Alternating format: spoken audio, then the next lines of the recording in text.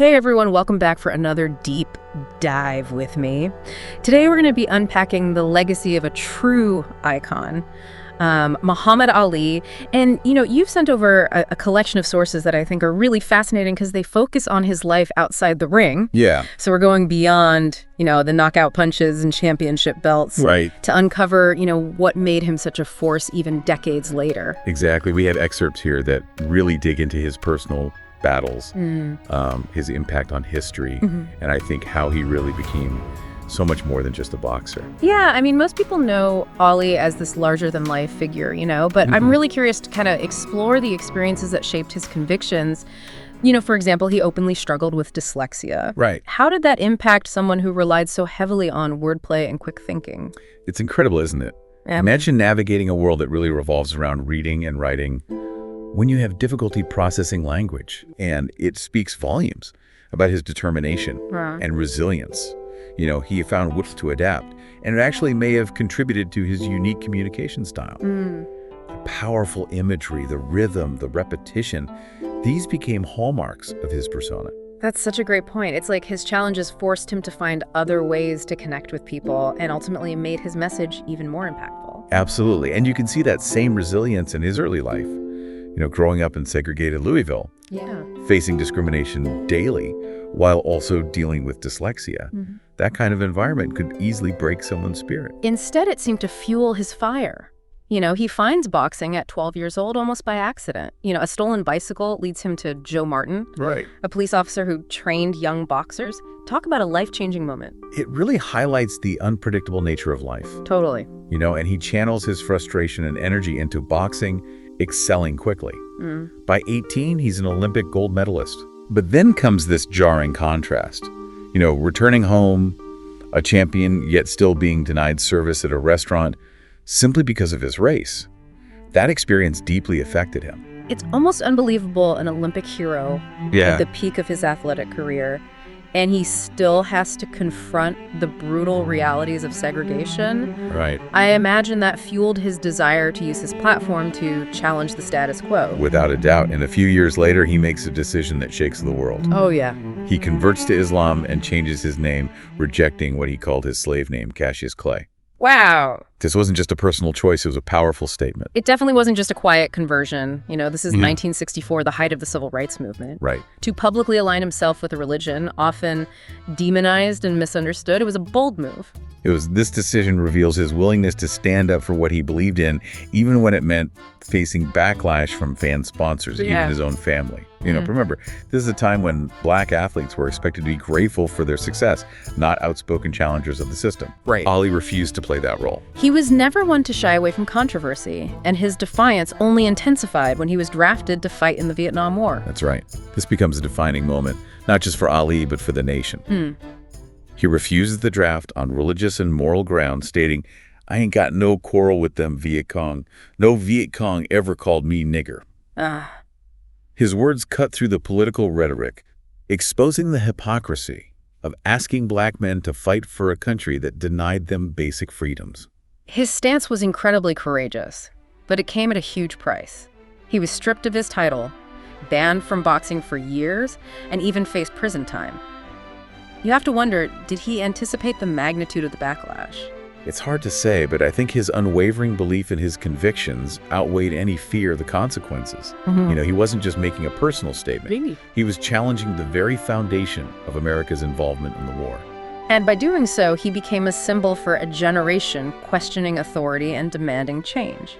His exile from boxing, I think, was a huge loss for the sport, but it actually allowed his message to reach an even wider audience. Yeah. He became a prominent voice in the anti-war movement, speaking at colleges and rallies, engaging in debates. And I think it further solidified his image as this fearless advocate for peace and justice. It's interesting how his forced absence from the ring, just an athlete. He was a symbol of resistance, a voice for the marginalized. Exactly. And, his words had power because they were rooted in his own experiences. He wasn't just reciting slogans. He was speaking from a place of deep conviction, having faced down racism and injustice throughout his life. Yeah, and then after years of exile, he's allowed back into boxing. He's older, not as quick as he once was. Right.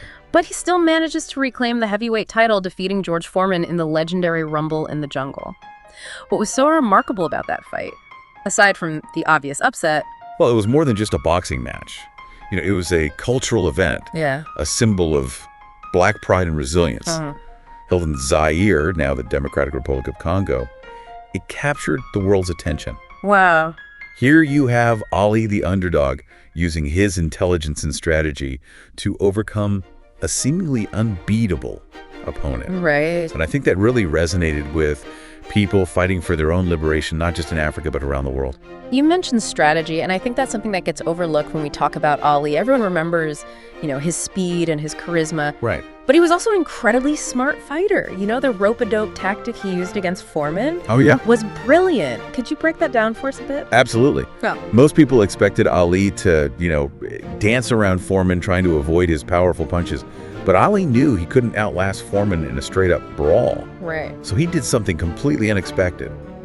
He leaned back against the ropes, allowing Foreman to pummel him. It seemed crazy. Yeah, it seemed crazy.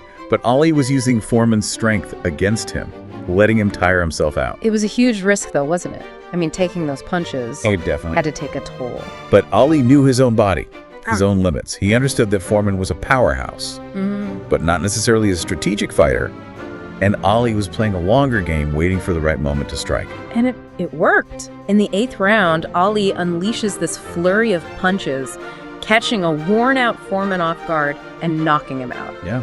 It was a stunning victory, and it further cemented Ali's status as a legend. It showed that he was more than just a showman.